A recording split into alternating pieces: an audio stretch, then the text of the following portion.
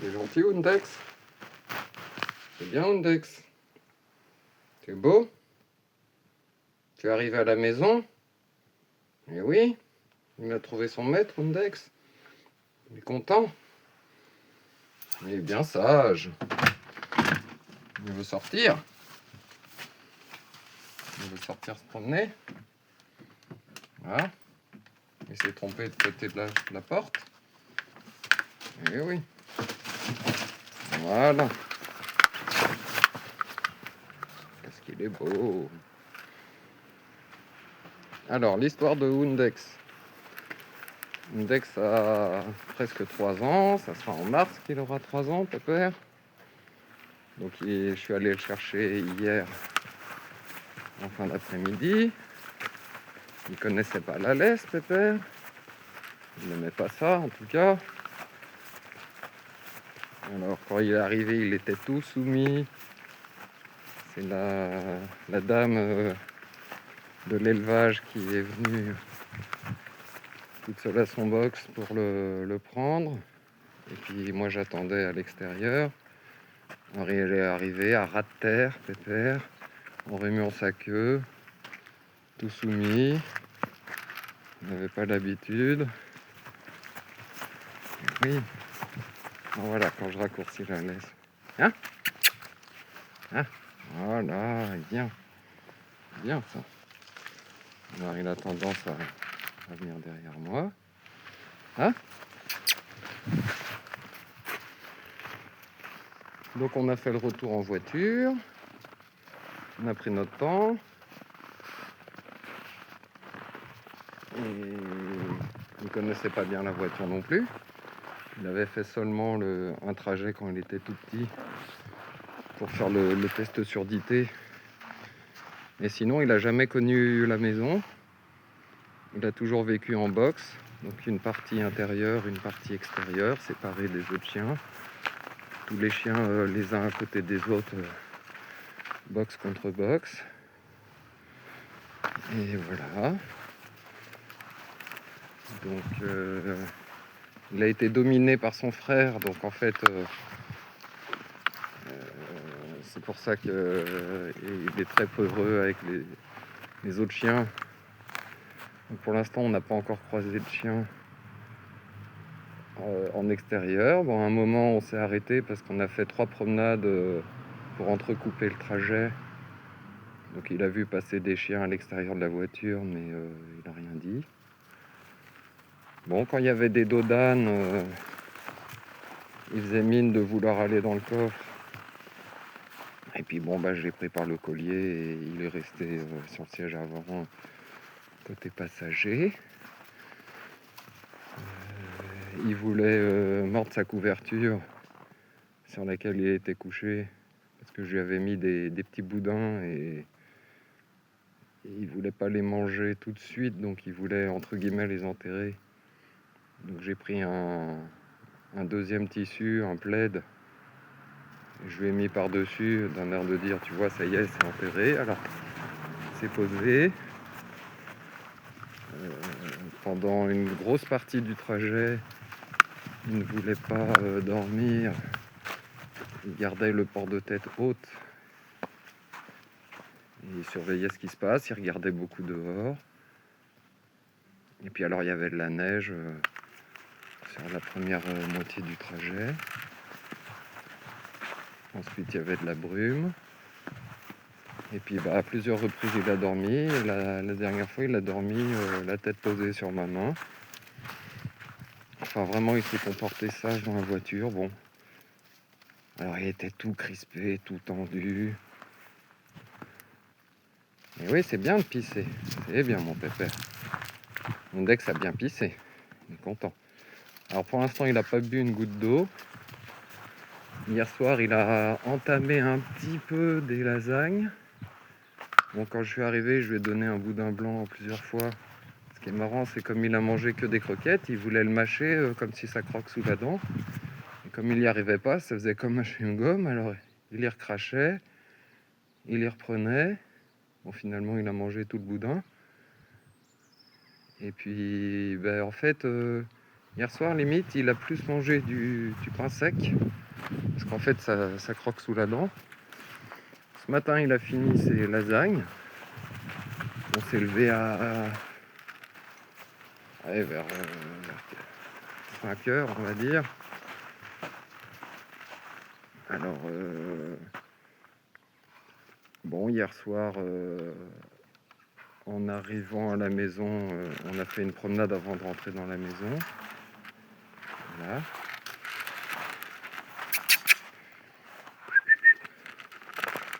Oui, nous partirons. Alors, lors des premières promenades, vu qu'il ne connaissait pas la laisse, il prenait son élan et il faisait demi-tour et il faisait mine d'enlever le collier, donc il fallait que je fasse attention. Alors là, hop. Là, la première fois que le portail a claqué, il a fait un bond de 10 mètres. Là, maintenant, ça y est, il est habitué. Bon, je refermerai après la vidéo. Pareil, la porte là-bas, le bruit de la clenche, c'est tous les bruits en fait de la maison, ça le fait sursauter, mais au bout de la 2e, 3e fois, il voit que c'est normal. Je fais exprès d'avoir toujours les mêmes habitudes.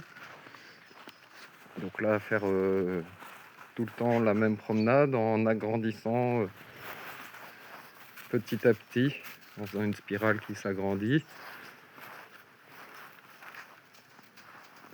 Donc, oui, alors quand j'ai mis le moulin à café ce matin, alors là, il est allé se réfugier à la salle de bain. Puis alors, il est marrant. Il est marrant pour tout, hein. Évidemment, physiquement, on dirait Énor, mon premier dalmatien, mais en couleur foie, tache marron foncé. J'imaginais la couleur plus claire, et en fait, on m'a dit que c'était... Les éleveurs m'ont dit que c'était un croisement avec le braque, et ça s'appelle les taches couleur citron. Donc c'est du marron clair, mais dans ce cas-là, c'est pas un dalmatien pur 100%, c'est un hybride pour qu'au niveau génétique, on règle le problème des reins, parce que c'est des chiens qui ont des reins fragiles. Alors voilà.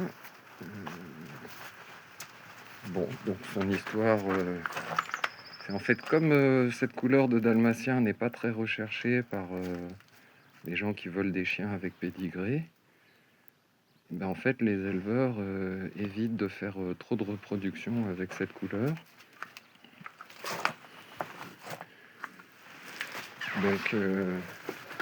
Donc c'est pour ça que il n'a pas été utilisé en tant que reproducteur chez l'éleveur. Et ben maintenant qu'il a donc 2 ans, 3/4, ça devenait vraiment difficile de lui trouver un acquéreur. Alors voilà, c'est une association de protection animale qui m'a donné l'idée d'appeler des éleveurs. Donc j'ai regardé autour de chez moi, et puis il y a le plus grand éleveur qui a l'air d'avoir une sacrée réputation, parce qu'ils ont plusieurs... ça s'appelle l'élevage du Grand Coudray. Et donc ils ont plusieurs races de chiens, et sur le site, il y a des photos de toutes les races de chiens. Et je dirais que le dalmatien est mis à l'honneur. Il y a plus de photos de dalmatiens. Donc j'ai la chance en Mayenne, voilà, à 105 km de chez moi, il y avait Undex qui attend. Il attendait que je vienne le chercher. Il est gentil, Undex. Et oui. Alors, est-ce qu'il va s'asseoir? Undex? Ah si.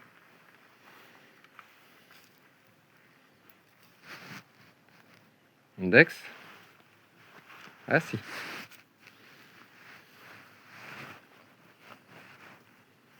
Ah si.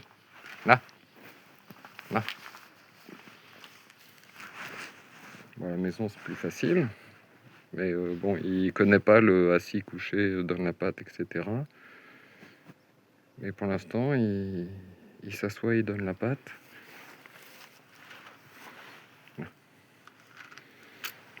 On va faire comme ça. Puis voilà la main. Assis. Là. Index. Assis. Assis, pépère. Assis. Non. Là. Alors en fait, depuis ce matin, il veut me grimper dessus et me monter comme si j'étais une dalmatienne, comme si j'étais sa femelle. Donc au retour de la deuxième promenade, là on en est à la troisième promenade. Index, là, c'est bien. Assis. Assis. Non. Voilà, il veut me grimper. Non. Donc en fait, bon, je pense qu'il est tellement joyeux. Et comme il se faisait soumettre par son frère, il devait se faire grimper dessus. Et en fait, il veut montrer sa bonne humeur, sa reconnaissance quelque part. Là. Assis. Assis. Index. Assis, pépère. Là. Là.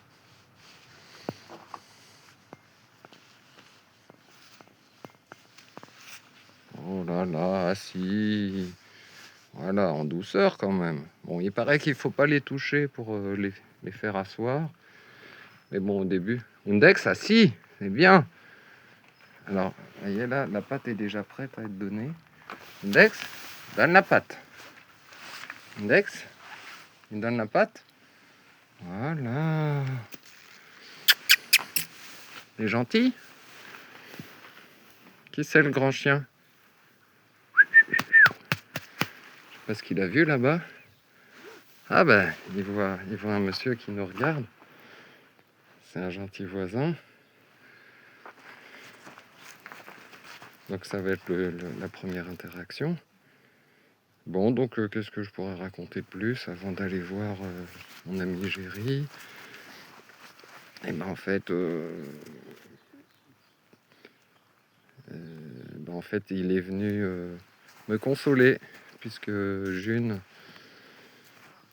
est partie depuis lundi de la semaine dernière et lui il arrive le lundi qui suit. On est mardi midi là. Index, il vient dire bonjour à Géry.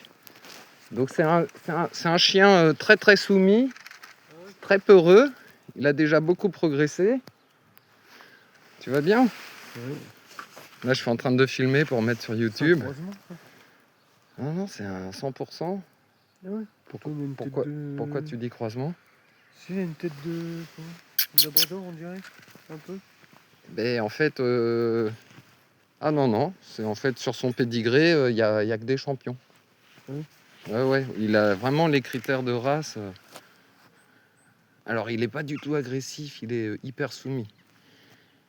Là, lui, c'est pas comme June qui joue à chasser la main. Là, tu peux le toucher, hein, il n'y a vraiment aucun souci, tu vois. Il fait pas comme June. June, elle s'amusait à chasser la main. On l'avait jamais pris en vidéo, mais tu confirmes? Ouais. Mais elle blessait pas. Non, mais elle prenait la main des fois. Elle était coquine. Oui. Et voilà. Donc il s'appelle Undex. Il est beau Undex. Donc c'est la troisième promenade d'aujourd'hui. Hier on en a fait une. T'as été le chercher? J'ai été le chercher. En fait à côté de Château-Gontier. Ah oui, tu m'étonnes. En même temps c'était le plus près. Hein. Ah oui. Trouve un dalmatien plus près que ça. Et c'est vraiment la providence qui me l'a mis dans les pattes, je dirais. Parce que quand j'ai regardé les associations de protection animale, bah, soit c'est des chiens qui avaient pas de problème de comportement, donc ça m'intéressait pas. 4-5 ans dans le Calvados, voilà. Ou alors c'était des chiens qui supportent pas le refuge, ou voilà, ou des vieux chiens qui m'auraient intéressé, mais ils étaient vers Lyon ou à 700 C'est bornes dans le quel âge? Tarn. De quel âge? Bah, il a 2 ans, 3 quarts. Ah oui. Il aura 3 ans au mois de mars. Ah bah oui. Il y a du temps déjà devant lui. Ouais, ouais, ouais. Ah oui, alors ce que je pourrais rajouter, c'est que comment dire, quand on s'est arrêté les 3 fois pour faire les promenades sur le trajet du retour, entre chez l'éleveur et chez moi, bah, les 2 premières fois, il voulait pas trop descendre de la voiture et il savait pas trop comment remonter. Donc fallait lui pousser le derrière pour qu'il monte, lui mettre les pattes avant sur le siège et puis lui pousser. Alors il finit de... Mais il restait un peu à moitié debout, après à moitié assis. Et puis, eh ben, la 3e fois, j'ai un peu tiré la laisse, je l'ai laissé faire, hop, il est descendu tout seul. Et après, pour remonter, pareil, il est monté tout seul. Et il a trouvé sa position, on va dire, le cul et le dos contre le dossier, donc Bah, assis correctement. dans le bon sens de la marche, voilà. Tiens, je vais marcher avec lui pour qu'il reste pas trop immobile, parce qu'il se demande ce qu'on fait. Et grosso modo, alors ce matin, après la 2e promenade, et ben, comme j'avais récupéré des affaires dans la voiture, j'avais laissé la porte un peu entrouverte. Et puis alors, avec le gel, la poignée était coincée en position ouverte. Donc, j'ai essayé de la fermer, cette porte. Et puis, vu que ça ne marchait pas, je l'ai rouverte et tout. Alors là, il a montré qu'il voulait rentrer dans la voiture. Alors, je l'ai laissé faire. Il est allé se mettre côté passager. Et là, il a mangé quelques-uns des petits boudins que hier, il n'avait pas mangé. Voilà. Et puis, bon, bah... Alors, il aime bien le téléphone portable parce qu'il a compris que c'est la lumière et c'est la musique. Et en même temps, il a découvert ça. Parce qu'au début, alors bon, je l'ai caressé avec le téléphone pour qu'il voit que c'est amical. Voilà. Alors là, je vais faire une expérience. Je vais jeter la poignée de la laisse là-bas. Voilà. Bon, ben, il n'a pas trop sursauté, Pépère. Voilà. Il est beau. Alors au début, il avait peur de la poignée, là, de l'enrouleur. Il n'avait pas compris que ça faisait partie de la laisse. Et comme à des moments, il s'en mêlait les pattes. Tu vois, par exemple, la laisse, elle faisait le tour. Et ça venait se coincer un peu comme ça. Alors bah, j'étais obligé de faire comme ça, un grand geste pour la défaire. Alors là, oula, il repartait de plusieurs mètres. Il croyait que je bougeais mon bras de manière agressive, plus ou moins. Alors ce que j'ai fait après, bah, j'ai gardé le bras qui tient la laisse comme ça, près du corps. Et puis à des moments, en fait, quand on marche sans lui demander, il marche beaucoup au pied. Et alors surtout côté gauche, voilà, comme ça. Donc là, par exemple, moi je tiens de la main droite, mais il se met à gauche. Donc en fait, je mets les mains dans le dos, je change de main. Et puis pareil, si je fais demi-tour, voilà, là on est dans cette situation, là. Je fais demi-tour. Et ben voilà, là il est resté en place, mais il aurait eu tendance à tourner autour de moi. Donc là quand même, il s'est adapté, habitué, quand même, je trouve très vite. C'est un beau pépère. Alors bon, on a tout visité. Tout autour, on a fait surtout le tour de l'église. Là, on est passé dans ce jardin. Bon, on est allé voir là, mais je vais pas y retourner. Je vais retourner là où il a envie d'aller, en fait. C'est-à-dire là-bas, vers la... Ouais. Bon, bah, à plus tard. On va s'occuper des puits. Bah, faudrait savoir, hein. T'es toujours en contact avec l'autre, là? Oui, Isidore, là, oui. En fait, je pense qu'un peu en n'importe quelle saison, l'eau du puits, si elle est à 10-12 degrés, finalement, Là, non, voilà, il cogne. bah ouais, mais l'eau, limite, 10-12 degrés quand t'es dehors, ça réchauffe. Je lui poserai la question. Mais encore hier, il y a eu une émission où il y a un témoignage d'une dame Elle arrive presque à la veine, dans le bas. Donc depuis, ils ont vidé le puits, ils ont trouvé des barbelés, ils ont trouvé plein de choses. 3 mètres cubes de terre et de déchets. Ah, mais ça, attends, il y a des trucs, il y a des cadavres là-dedans.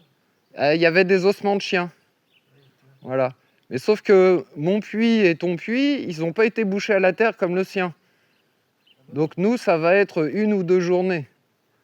Alors que elle, quelqu'un qui s'y connaît, il va mettre entre 4 jours et 3 jours et 1 semaine en faisant que ça. Ah non, l'eau, elle est propre, là, du puits. Ouais, elle est peut-être propre, mais il y a quand même de la vase en dessous. Ça va être l'eau des chiottes, et puis c'est bien. Ben, c'est pour ça, en fait, il faut vraiment bien nettoyer. Et il faut vérifier en bas.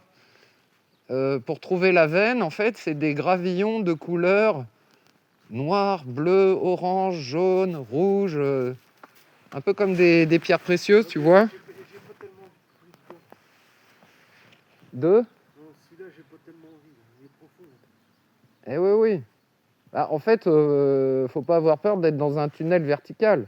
Ah ouais, là, Mais moi, ça me dérange pas. Tu restes en haut. Il faut être deux de toute façon. bah oui. Voilà, donc allez voir sur ceux qui découvrent ce sujet. Allez voir sur la chaîne Les Amis des Puits de Isidore Le Pusatier. Sachant que ici on est en Mayenne, on va créer une association comme Isidore le recommande. Il faudrait qu'il y ait une association dans chaque département pour avoir de l'eau qui est la meilleure qualité.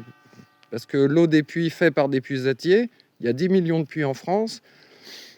C'est une eau qui est minéralisée de qualité eau thermale. Et il n'y a pas besoin de la passer dans une centrale pour rendre l'eau potable. Elle est déjà potable et elle est meilleure que toutes les eaux qu'on peut avoir. Parce que les eaux de source qui sont en bouteille, c'est quand même de l'eau croupie. L'eau du robinet, il y a des résidus parce que la centrale n'a pas enlevé toute la pollution chimique et organique. Enfin, si vous voulez aller voir le détail, j'ai fait une vidéo de 22 minutes pour la sauvegarde du patrimoine des puits et donner de l'eau potable de qualité à un maximum de personnes. Et donc, il y a beaucoup de travail, puisqu'il n'y a que 13 puisatiers sur le territoire français qui sont compétents. Les autres sont des foreurs qui font des forages. Et donc, ils prennent l'eau dans les nappes phréatiques, alors que nous, en fait, on va nettoyer les puits qui prennent l'eau dans les veines. Voilà, dans les nappes phréatiques, l'eau, elle est croupie, elle est tiède, donc 14 à 18 degrés, et elle est pleine de bactéries. Donc c'est une mauvaise eau, et quand il y a des pluies acides, la pollution va dedans. Quand il y a des pesticides, ça va dedans. Tandis que l'eau des veines, elle vient des collines et des montagnes, donc elle est pure et elle est vive en fait. Et c'est des eaux qui ne se mélangent pas. Voilà, donc il y a quasiment aucune concurrence en fait. Je peux te filmer ou pas? Je peux te filmer pour mettre sur YouTube? Ça te dérange pas? Bon bah voilà, un Mayennais pur souche. T'es né ici? Non, ouais, fâté. Bon bah voilà. En fait, est-ce que les Mayennais, c'est des baltringues comme les gens dans les grosses villes, ou c'est des hommes forts? Ah, je sais pas, non, les Mayennais, c'est beaucoup de... La Mayenne, c'est leur Mayenne. Ah bon, donc en fait, on est chauvin en Mayenne. Ouais, ils sont pires que les Bretons, bientôt.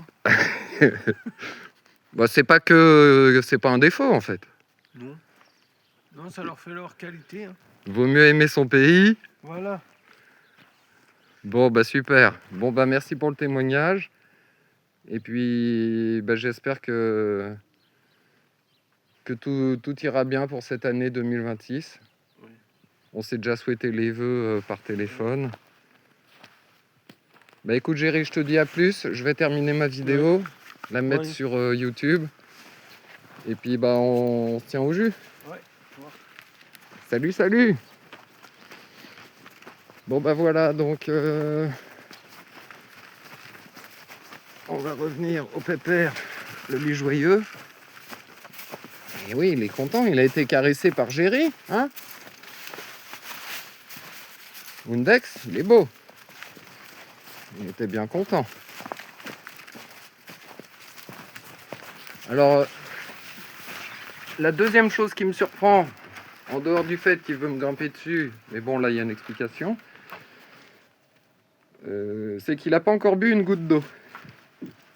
Donc, bon, il y a une explication là aussi, parce que bon, il n'a pas la truffe sèche, mais en fait, comme il arrive, on est arrivé à 21h30 hier, on est rentré dans la maison à peu près à 22h, et grosso modo, à chaque sortie, il se demande s'il va rester longtemps ou s'il va ressortir, donc c'est pour ça que là, on ressort plusieurs fois.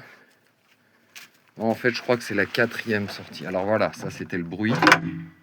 Hein, voilà. Et alors même quand la porte se referme, il avait fait un bond tout à l'heure. Là, voilà, il n'a plus peur du tout. Et alors là, c'est entre guillemets sa promenade préférée. C'est là qu'il a fait la première piste. Pareil, hier soir, il n'a pas fait de piste.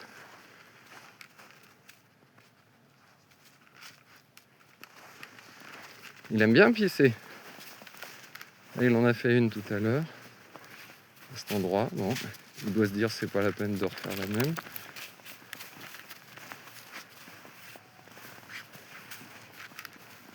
Bon, en fait, là, toutes les traces, je crois que c'est quasiment que les miennes. Et les siennes. Voilà, donc vraiment, je suis heureux. Et puis, bah, je vous laisse un témoignage. Donc, Madame Valérie Pèlerin, du refuge du Grand Coudray. Vraiment, je vous remercie infiniment de m'avoir fait confiance, de me confier ce magnifique loulou.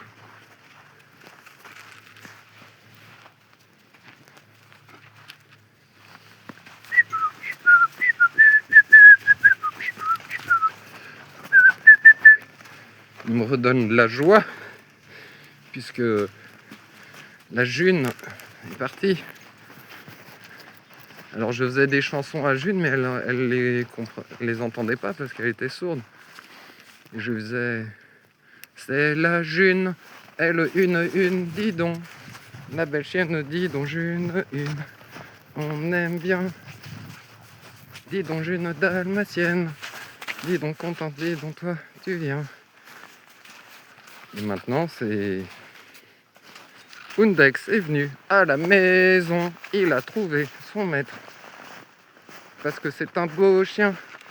Vincent a choisi Windex, son beau chien, dis donc. Windex, toi tu viens ici, c'est bien, c'est bien. Dis donc dalmatien. C'est qui le dalmatien? Windex, c'est le dalmatien. Alors là, je m'accroupis. Il vient. Il veut encore me grimper ou pas? Oh mon dieu, il s'est un peu calmé. Hein, voilà, il pose sa patte. Bah, voilà, il a croisé les deux pattes sur le... Non! Non! Alors, je tape dans les mains, normalement.